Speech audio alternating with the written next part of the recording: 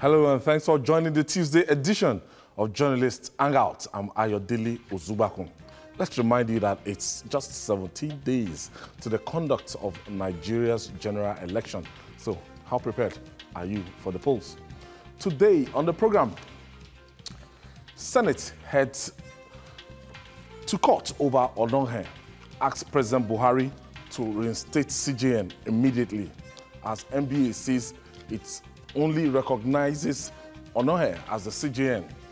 Governors say no state except Lagos State can pay 30,000 naira as minimum wage, as reps approve 30,000 naira as minimum wage. And later on the show, Castilian residents relocate to Niger Republic over insecurity.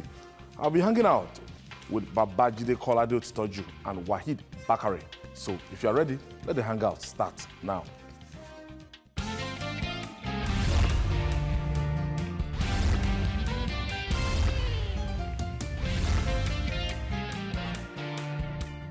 Let's begin with a statement by one of the founding fathers of the United States, John Adams.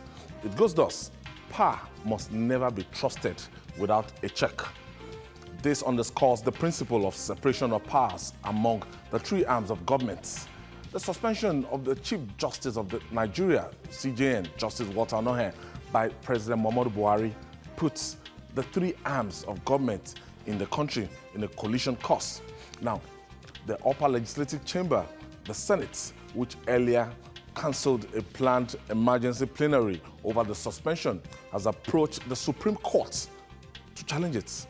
The special advisor on media and publicity to the Senate president, that's Yusuf Olaniyonu, said the Senate is seeking an interpretation of the apex court on whether President Muhammadu Buhari acted within the Nigerian constitution. On the heels of this, the Nigerian Bar Association, NBA, says it recognizes Justice Walter Ononhe as the Chief Justice of Nigeria. Actually, they called for a two-day boycott, and I've been gathering reports from across the country, seeing the level of compliance and how effective that boycott is going today and tomorrow. But somebody told me that it was business as usual at the Ikeja High Court, and as the lawyers came to Oslo, their normal Oslo, I don't know how effective will you think this kind of boycott could be, as from the Nigerian Bar Association? Naturally, a two-day boycott will not have a significant impact. I was expecting maybe a whole week, but as you know, in Nigeria of today, it's extremely difficult to achieve unanimity when you are fighting this kind of cause, because we have a way of ethnicizing disagreements like this. We have a way of bringing religion into it. At the end of the day, once you politicize it, you ethnicize it, and you bring religion into it, you will not be able to find unanimity, achieve unanimity across board. It happened during the June 12 struggle, when some people created Northern Nopeng, so that as a way of taking the sail of the agitation down south for the validation of Abiola's mandate. So I was not surprised early this morning when I saw the report showing that the NBA, I think Damaturu branch, saying they have nothing to do with the decision that is reached. In any case, the NBA itself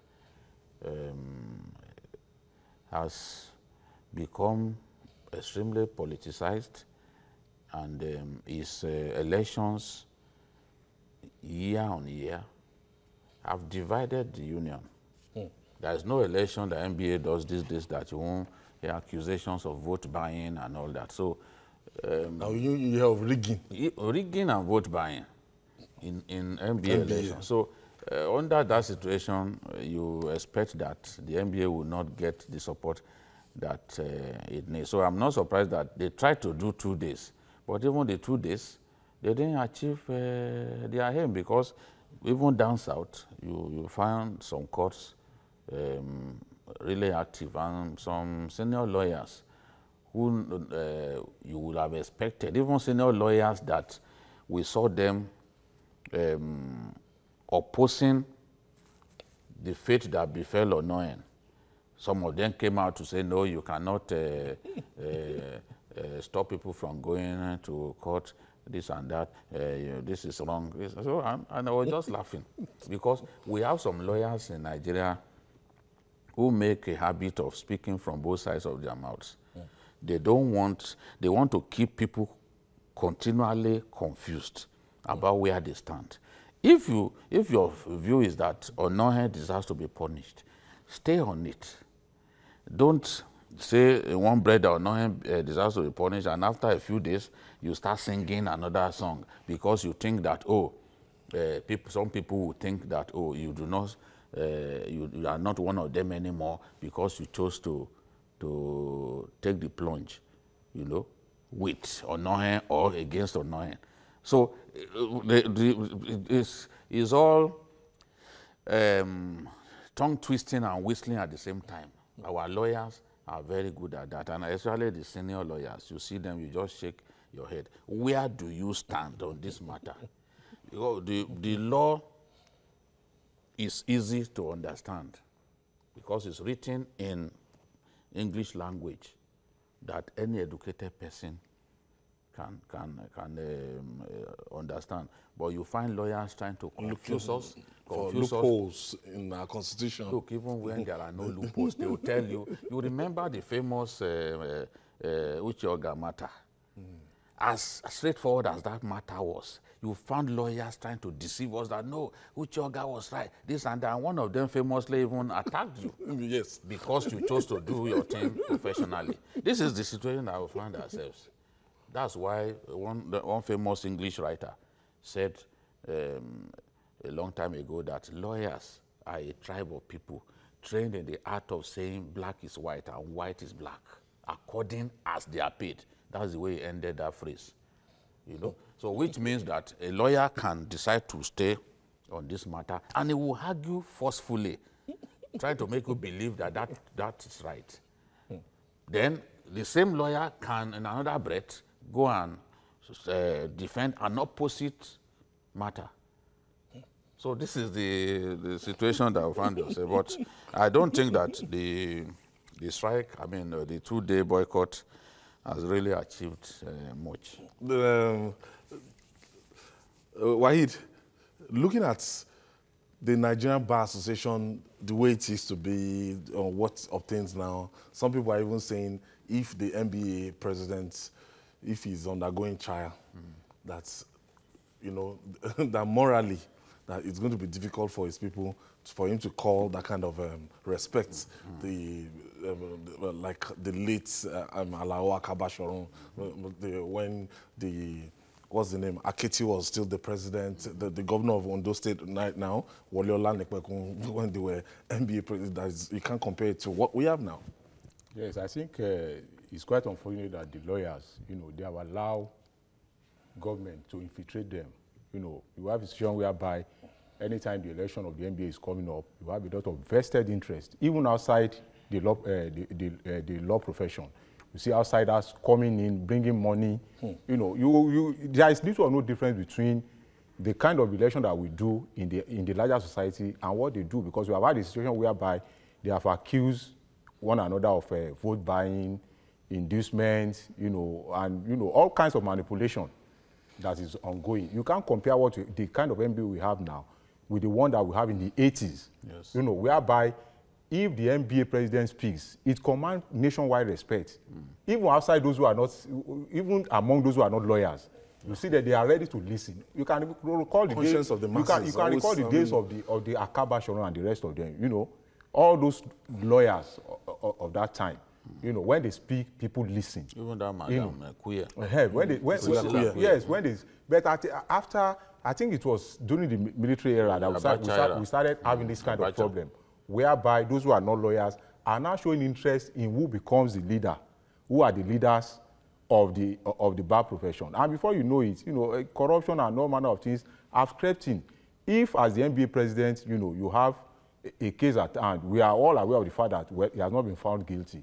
But the fact that that thing even came up at all, you know, in a way we dent the image, you know, we in a way dent his image. You know, and you recall that a lot of people, a lot of lawyers were asking that he should step aside, pending the time when he's clear of all those allegations, but he never did.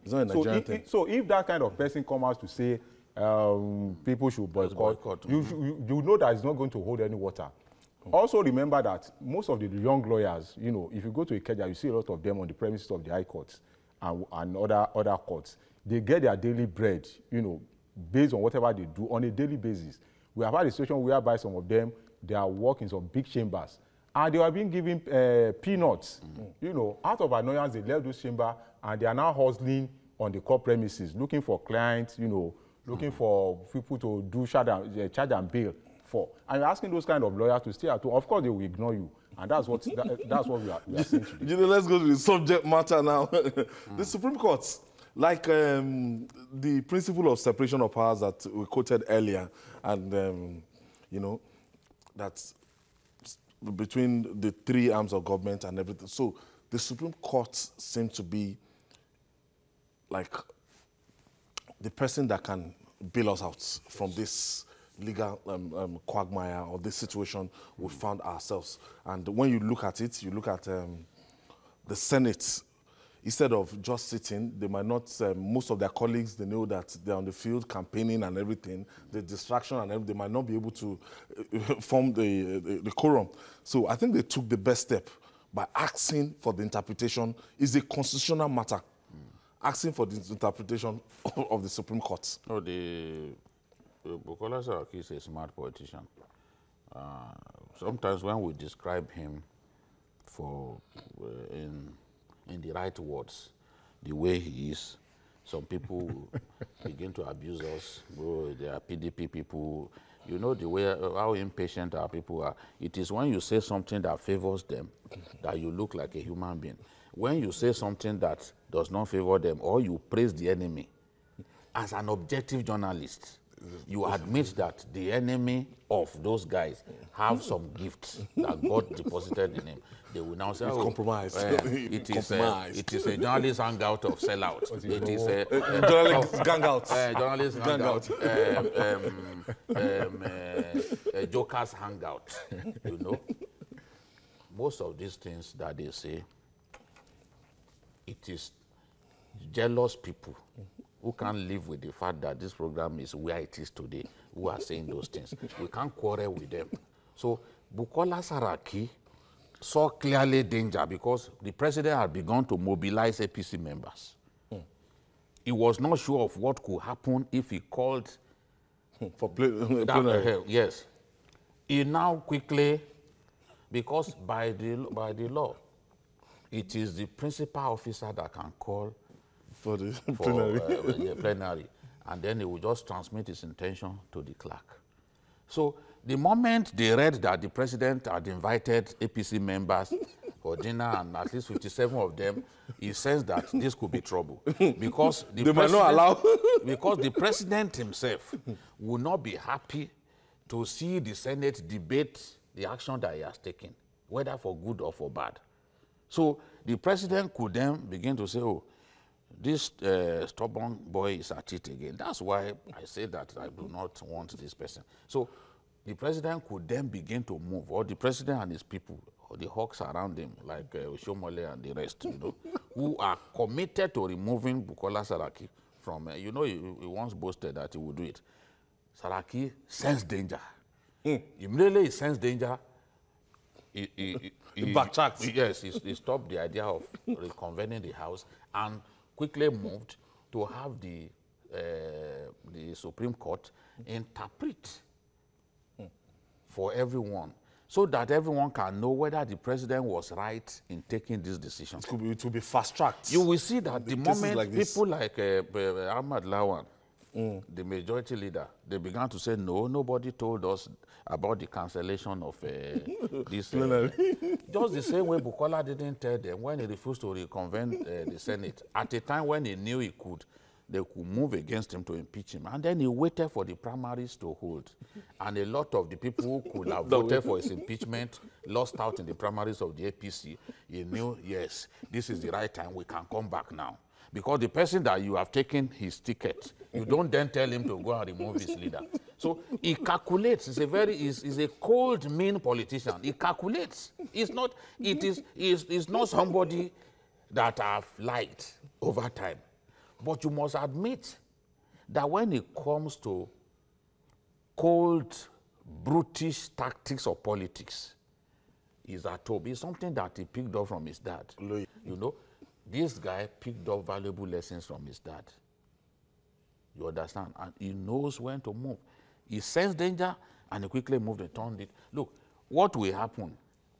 He wants the Supreme Court to determine whether, by the provisions of Section 292, the president had the right to suspend. But by the provisions of that section, without a recourse to the Senate, but that section talks about removal. Removal outrightly. Yes. You see? Silent on suspension. The thing is, our law, we operate the English common law, which means that whatever is not expressly forbidden, you cannot say that it is not right. Okay. So in this case, the Constitution is silent on suspension. Okay. So the president's advisors will say, so the Constitution does not really talk about suspension. Maybe we can take this action. It's left for the Supreme Court to decide. And Supreme Court in history has done that in the past. Let me pay this. Let's pay this bill. When we come back, we'll talk more. It's still Journalist Hangout. We'll be right back after this timeout.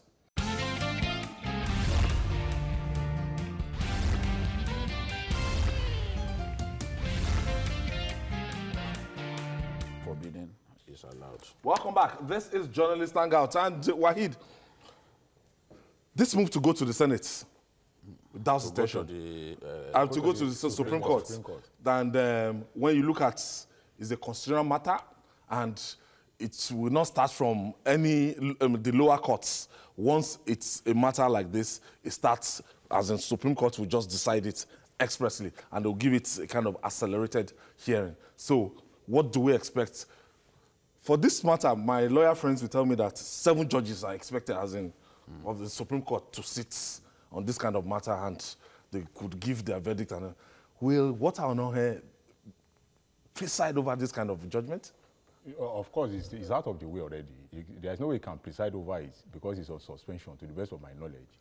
You know, suspension as the Supreme Court judge? Suspension, yes. Yes. So on what ground will you come and sit there? There are others anyway.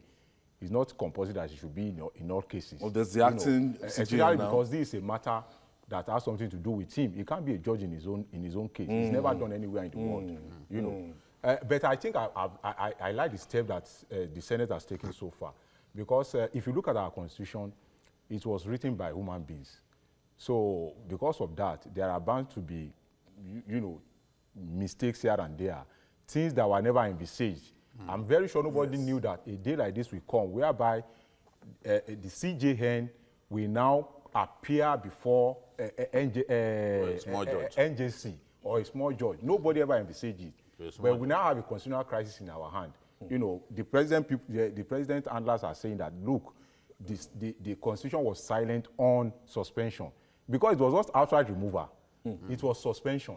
So we need to go to the Supreme Court, which is the apex court in the country. Let them give us the true interpretation of it. And that will become the law. It becomes the law. Once the president has been set, you know, we know that anytime that action is taken, we know whether it is right or wrong. So that is why it is good. I believe that from time to time, there is need for us to put to test our Constitution, so that as soon as those loopholes are coming up, we can fix them.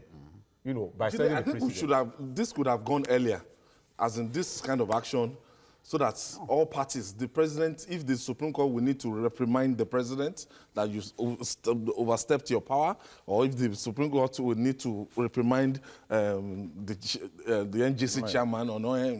The thing is, it could not have happened earlier. Both sides were testing the waters. Clearly, Onohen and his people, they had their tactics, and they thought their tactics would work. But as they were planning, the other people too were planning. Shifting the NGC meeting? Yes, like adjourning the NGC meeting. And I feel, for those who say that, as I said earlier, because people, the best thing people are good at in Nigeria, one thing they are good at is to misrepresent what you say, or deliberately misunderstand you, or misapply what you said. I said yesterday that if I were in the president's shoes, I would prefer the NJC to handle this matter. But we saw brinksmanship on the part of the CJN by not, we all know that you heard the NJC, and you do not want the NJC to sit, which means you don't even want your own colleagues to determine the right course of action in this matter. Or maybe petition submitted to you at all. That is brinksmanship, that is self-help in a way.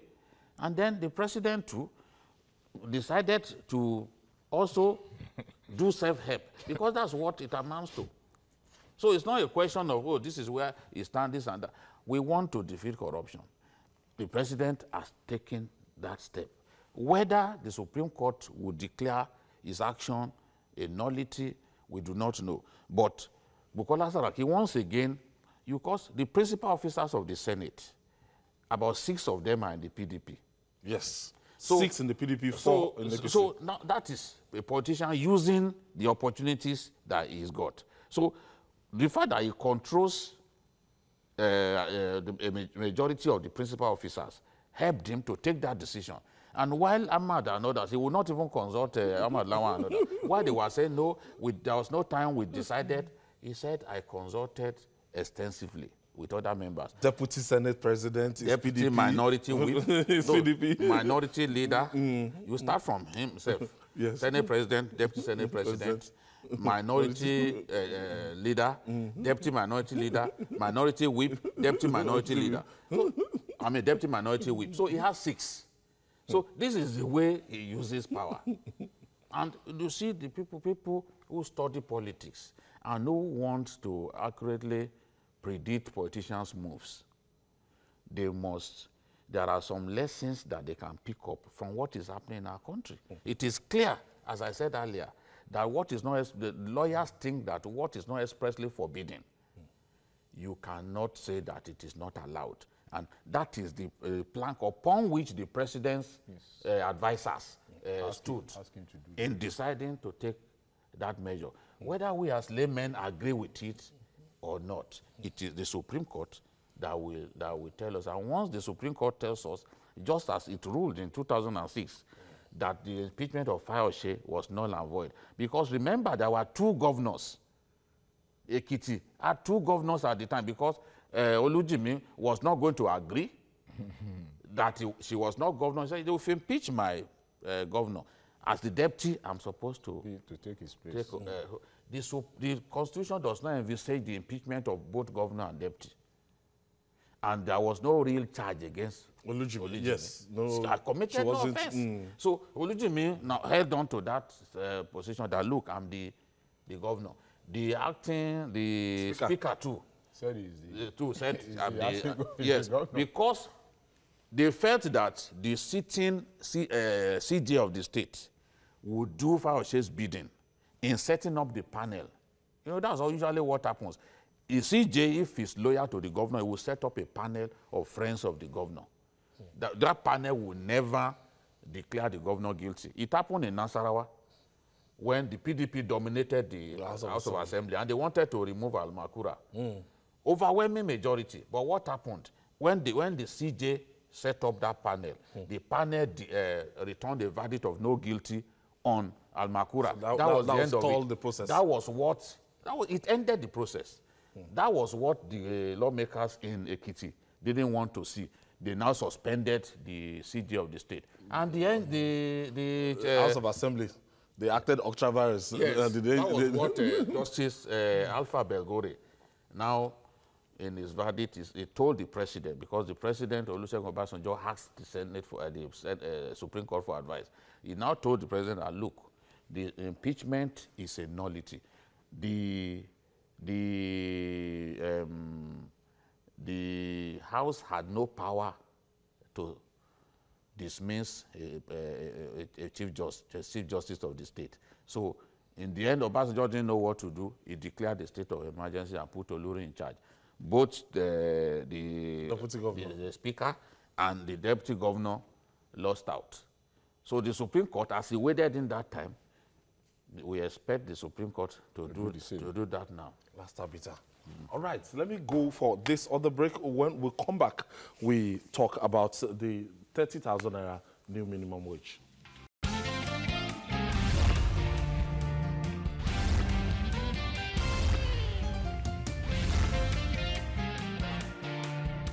It's journalist Hangout reaching you from the best television station of the year. It's baffling that Nigeria is still immersed in a prolonged agitation for a new national minimum wage after laborers' negotiation process. As we now coast home in the process of having a new minimum wage for workers, the question of whether or not the states should pay the proposed 30,000 naira remains turning. Speaking with journalists on the sidelines of the public hearing on the new minimum wage bill in Abuja, the chairman of the Nigerian Governors Forum, Abdulaziz Yari, warned the National Assembly against passing what will be difficult for states to pay. Governor Yari said 30,000 naira for workers is not realistic, as only Lagos State last giddy. But the House of Representatives apparently in no mood for this warning, passed the 30,000 naira minimum wage. Jide, I know your position over this minimum wage. It has always been 30,000 naira or nothing. 30,000 naira or nothing. Now, the reality on ground, after they might have passed this wage, can we cope with the crisis that Which crisis? might bring to the states that are not capable of paying 18,000, not to talk of 30,000 naira, Jide? The states that are incapable of paying 18. They are capable of paying 18 if they do certain things. Now, 30. They can pay. That's what I'm telling you. They can pay. And I'm happy that Speaker Dogara himself said even 30,000 is not enough. That's the reality. We want to banish corruption. And we are paying people wages that will encourage them to steal. What is wrong with us? How many people can get by on 18,000 minimum wage? How many people can even get by on 30,000? Almost impossible in Lagos. So not even Lagos, other places, it's not easy. It's not easy. Even cost of transportation alone would drain nearly all that money. So the governors who cannot, before now, when governors were campaigning, the lalongs of this world, they mounted the soapbox and said, I'm ready to pay. Because the NLC said any governor that is not ready to pay, that they will work against that governor and ensure that that governor is not re-elected. We saw governors coming out to say, I'm ready to pay, I can pay. But Governor so is where not did Yari, Yari, he's the chairman of their forum. Well, you see, he may be chairman, it does not really matter whether he's chairman. He does not know the finances of all the states. He might have consulted his colleagues. No, if his colleagues are saying they can pay. Lalong, I watched Lalong campaigning and saying he can pay. So if Lalong can say he can pay, so when Yari tells you that only Lagos can pay, then Yari is a liar. That's what it means. Lalong publicly said he could pay. Let him not speak for those governors. We know that he is not ready to pay. He couldn't even pay the minimum wage of 18. We know that his own case is a special case. But there are governors who can pay. Before now, Gombe said, look, I can pay 50,000. And Gombe is not among the richest in Nigeria. The things that governors need to do, we've talked about the things that they need to do so that they can free some funds for them to be able to pay. They are not ready to do those things.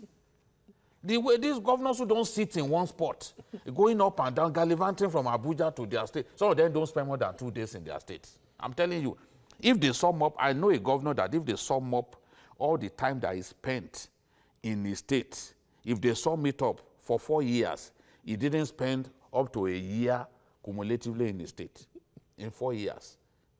Always traveling up and down. Some have wives, like 3 wives in different cities. If they go to Kaduna to minister to this wife in Kaduna today, the next day they will go and minister to the one in Abuja. From Abuja, they will move. Maybe the other wife, there's another small wife in Borno, maybe a Shua, you know Shua, they are very beautiful. They will go and minister to the wife in Borno. When will they have the time to stay in their states to work?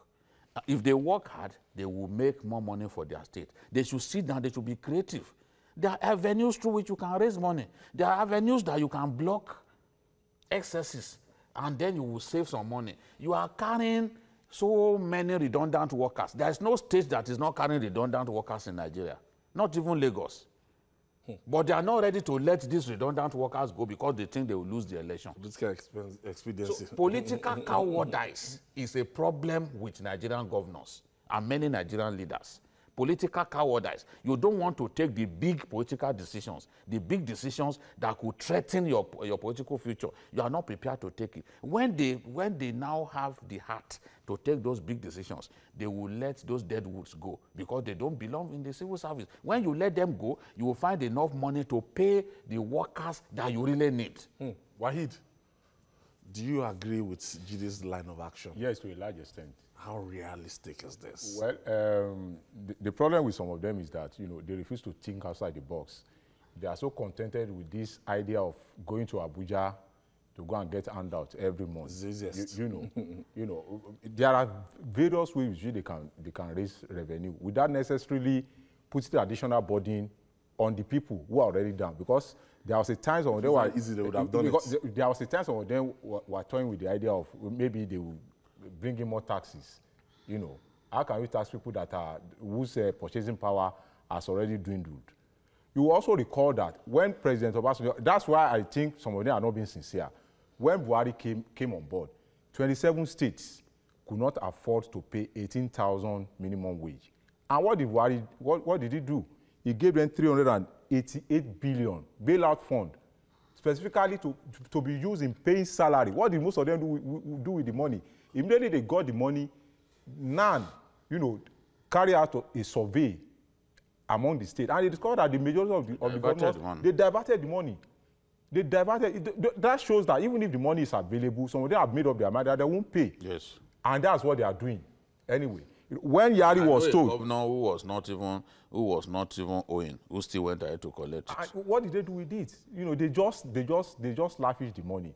As long as they continue to live symbiotic lifestyle, they will find it difficult, you know, for them to pay the minimum wage. The minimum wage we are even talking about is not even enough. It's not a lot of money. It's not enough. It's one of the lowest in the world, you know. And the danger in it is that once people's purchasing power continue to dwindle, it means that those who are into goods and services, they will soon run out of business. And at the end of the day, you have a situation whereby a lot of people will be out of job, crime will be on the increase. I think the best way for governors is for them to, this populist idea of creating a lot of job for people is one of the reasons why they are running into this problem. You know, okay.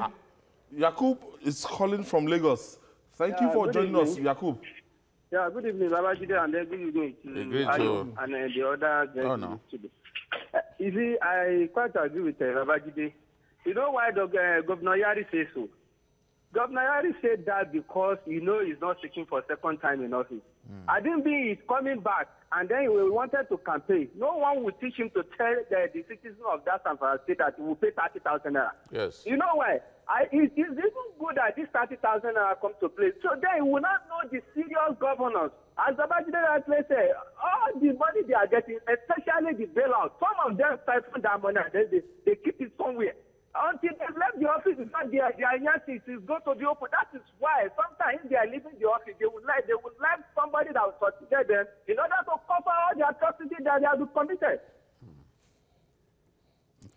I have a breaking news here that the National Judicial Council, that's NJC, has given 7 days to the suspended Chief Justice of Nigeria, that's Walter Onoge, and the acting CJN, Justice Mohammed, 7 days to answer a petition against them. I never knew that the acting CJN even had a petition against him. So if NJC is saying this, you can be rest assured. I think with what happened today, I think maybe they were excused from the meeting, as in maybe they didn't attend this NJC meeting, the emergency meeting of today. So giving them 7 days ultimatum to respond. So I think we'll get everything will be fast-tracked with the Supreme Court and with NJC wading into it. I think we should be able to see the end of this logjam. The judiciary is trying its best to regain its glory, because the image of the judiciary is battered and something drastic has to be done. So, and it is the judiciary that can really heal itself from within. So if the acting the CJN is having a petition against him, that means it's another big problem. We are not seeing the end of the matter. It's not the end of the matter. So I think the most senior person might be Justice the CCT chairman. Bode Rottweiler. The CCT chairman has a case. Yes, it's the third on the line. Has a case against him. So like I was saying, you know, I think government should concern itself with the provision of enabling environment. Nigeria is a fertile ground. You know, once we get security issue right, once there is electricity, you can rest assured that a lot of investors will come into Nigeria to come and invest. By so doing, they will employ a lot of people. Government should forget this idea of giving people employment unnecessarily. Okay, Anayo is calling from Lagos. Kanayo is calling from Lagos. Thank you for joining us. Good evening. Good evening. What is happening in the CGN case and the presidency has been long coming. For a long time now, we've seen several infringements on the judgments of the judiciary. Hello? Yeah. The president is just trying to remove the CJ and put someone else that will be making his moves easier for him, like people is trying to judge their cases that are delaying. The presidency is just trying to find someone who will make his moves more easier for him. People like Dino Melai that he is trying to remove, and they are giving passing judgment in his favor. Nigerians, thank you for your contribution, Kanayo. The struggle for survival is said to be the strongest force in the world. This is because by nature, the survival instinct in any man can push him to any limit to avoid extermination. The people of Katsina State, having suffered years of attacks by armed bandits and kidnappers, are now fleeing to neighboring Niger Republic for safety. What a shame. We hear they build homes and obtain resident permits in the West African country, but run daily businesses in Nigeria and return to Niger at night. While the district head of Jibia, Alhaji Rabiu, confirmed that the attacks by bandits and kidnappers have paralyzed socio-economic activities in the area. Officials of Katsina State Police Command described information that Nigerian citizens relocated to the Niger Republic as false and unsubstantiated. Trust the police. No doubt, desperate times demand desperate measure. Or what do you think, gentlemen? Jide, this is alarming. Niger Republic. The greatest gift that God has given you as a human being is your life. And as long as you have your life, you can tell yourself that the future will be better. So they want to preserve their lives in the hope that they can do exploits in the years to come. Nobody will see death coming except the man who has made up his mind to commit suicide. Nobody will see death coming and gladly wait for death. No, that's not. And these attacks have spiked to the point that even the governor in December complained that What's responsible? What's responsible, really? Because of the attacks on the bandits in Zamfara. Okay, they shared the They same are now border. moving. Yes, they are now moving into Katsina.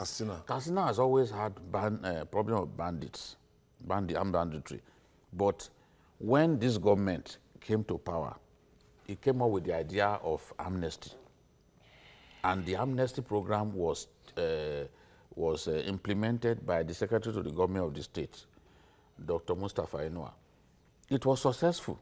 Katsina became peaceful.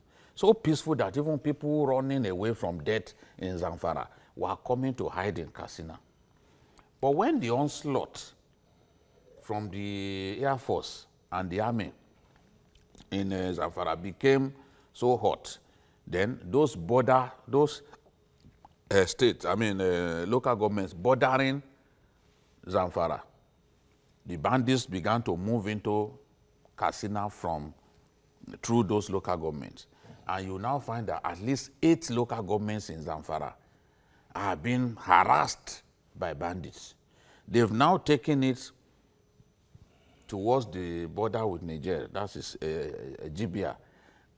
You can be moving on the street in Katsina State, you'll just be kidnapped. Residents give information about their neighbors to criminals, and those criminals will just pick you up. That's why people are fleeing to Jibia and other people. It's a shame that it is happening, that our neighbors, the countries around us, are safer than our own country, and our people now feel comfortable to run into those countries. And it's happening even in Borno State. A lot of our people have fled into Cameroon. Look at the attack on Ran. You know that Ran now? That was where they picked those aid workers that Boko Haram eventually killed. It was the attack on the IDP camp there. That was where they seized those aid workers.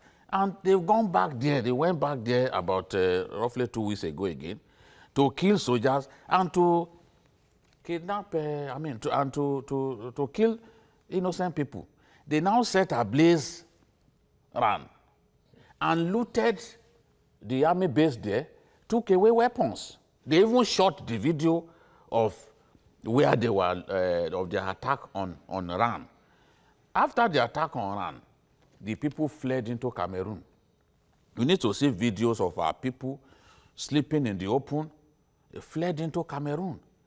Why can't we keep our country safe? It's a matter of shame that is our own people, Nigerians now find it safer to go and hide in neighboring countries.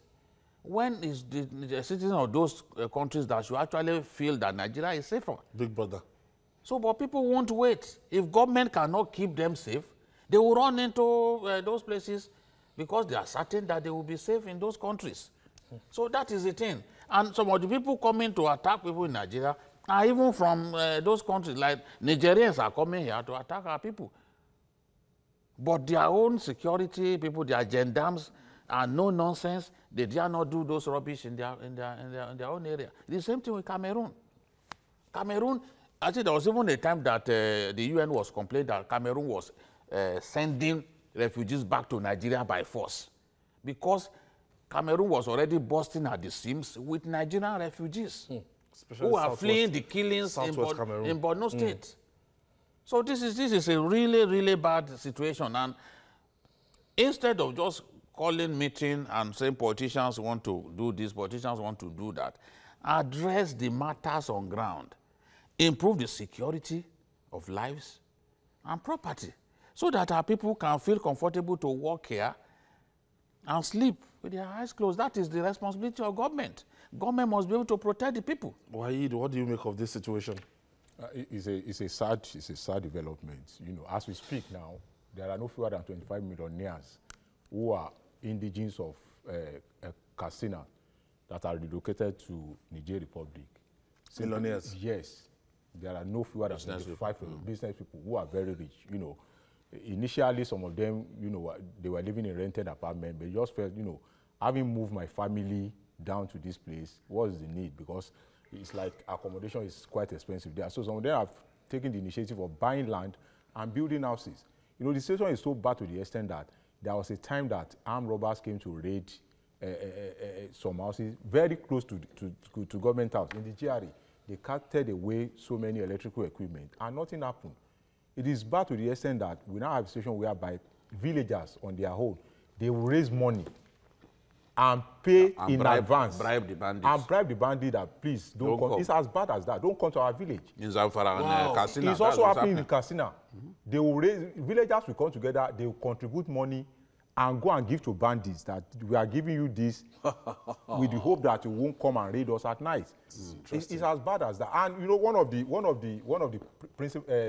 responsibilities of government is to ensure the security protection of life and property. It's a constitutional matter. Daniel is calling us from Calabar. Calabar. Hello? And hello, Daniel. Yes, good evening. Good evening. Good evening. Thank you, my presenter. I'm just watching your TV, your program on television now. Okay. Do you want to contribute? I want to speak against the issue of CN. Hello? Yes. Go ahead. Please, I want to find out from you because concerning the issue of the former Kano State Governor, the last time that he was having some issues with bribery and corruption issue charged against him. Yeah. Why didn't the president call for any panel to be set up or any committee to set up or anything to be done concerning the issue of the Chief Judge of the Federation? He now assumed that the president on his own, without anybody consulting anybody apart from his aides, and just decided on his own to suspend the CN. Is it right for us to do like that? Daniel, thank you. Thank you. Well, the president doesn't have any power over the state governor. Of course. It's the State House of Assembly. Yes. He has Section 308 covers him, and the State House of Assembly will be the appropriate quarters that the governor and when the House disciplined. When the House began to sit on his matter, the House set up a committee on his matter. The governor quickly ran to court to say, stop these people from sitting over this matter. Because naturally, after that sitting, it could lead to impeachment moves. So the governor moved quickly and used the judiciary to stop their work. So and that was the end of it. It behoves on the House to go and vacate that order now, if they can. So not the president's call. There's little the president can do about that. So all these things, they have to do with education. Most Nigerians, the president can't just go. It's not even during Obasanjo's time. It wasn't every governor that was going out there like that. How does he go after them? He will take members of the State House of Assembly, pack them together, put allegations on them, and tell them go and they will have soiled their hand in certain things. So the things they will use against this democracy. So, as we're saying about Zamfara. So it's bad to the extent that we have a situation whereby rich men were changing their phone number often, because they were receiving threats constantly on their phones. So before they start relocating, they just were, the best way out is for them to relocate, because when there is life, there is hope. No matter how rich you are, if your life is not safe, there is no point for you to be staying in such community. Where they are running to in Niger, it's not as if they have a fantastic I want to say infrastructure. But because of the relative peace that is there, it's about peace. There is peace in that peace. Peace of mind. Peace of mind. So what they do is that they work in the day in Katsina, they go back to Niger to go and sleep. That's the kind of life some of them have been living. Because in most cases, if the bandit will come, they will come in the night. Yes. They will come in the night. They won't come in the day. Everybody assumes that the day is safe, and they have not been attacked. All the attacks carried out by bandits, they were done in the night. Jide, the president should take a special interest in this. He's from Katsina State, and you're taking the war to his doorstep. Yes, I think it's like calling him out. Door. Yes, that's what. If it was simply Zamfara alone that they were attacking, then you could say, well, yes, we've always had this Zamfara problem. The problem has always been there, this and that. Even during Jonathan, the problem was there. The way we always like to talk about the past. Yes. Jonathan, the same man that we said is clueless, we always use him when we want to talk. We always compare him with our own man. It's a very funny thing. You said this man, the president that was dumb, was clueless. So why always bringing him into an argument? We shouldn't talk about him at all. We should face the reality, face what is happening at this time. We will be judged by what we have done, not by what Jonathan has done. Jonathan is history. So what is happening now is the president must protect our people better. Right now, he must take that seriously. I'm happy that the new IG has come with the idea of ridding our society of illegally acquired weapons and all that. But even that has to be, that measure has to be applied with some force, because people will not just willingly surrender weapons like that. So the operation must be decisive. They must go after people and take those weapons off them. As long as people have assault weapons all over the place, there's no way that we will have peace. You can imagine all those bandits, there are hundreds of them, and they all have AK-47. How do they bring in these weapons? Porous border. We have to find a way to stop the inflow of these illicit weapons. Because if we cannot block the inflow of illicit weapons, then we are in trouble. So there has to be the National Security Advisor and other people, they need to sit down.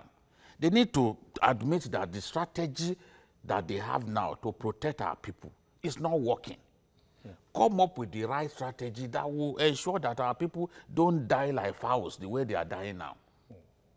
Because the responsibility of government to protect us, each and every one of us. We will be happier with a government that protects us. So the National Security Advisor and the service chiefs and the IG, they have to draft a national security strategy that ensures that all these killings that we hear about on a daily basis come to an end. What we have is a situation in which, oh, Briningwari, they solve the problem, and then we start hearing about killings somewhere else. Oh, they are facing the heat in Zamfara, and then they move to Katsina. They are facing the heat in Katsina. You hear that they are killing people in Sokoto. Sokoto in the past, banditry was not happening at all. But go to the local government, that Rabba, that's the local government of the then Sultan. I said Sultan, Amadu Bello.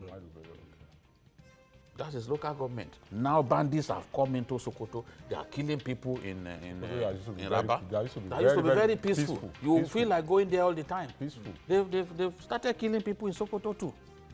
Wow. So lives should not be this cheap in our country. And the president has a responsibility to ensure that you and I are safe. That's why we elected him. I want to thank you, Wahid Bakari and Babajide Kolade Otitoju. And that's our offering today. Join us tomorrow for another interesting episode of the program. You can also watch Journalist Hangout on our platform showing on the screen. We are also on YouTube, youtube.com/TVC News Nigeria. Our feedback channel is Journalist Hangout at tvcnews.tv. I'm Ayodele Zubaku. Bye for now. See you tomorrow. God bless Nigeria.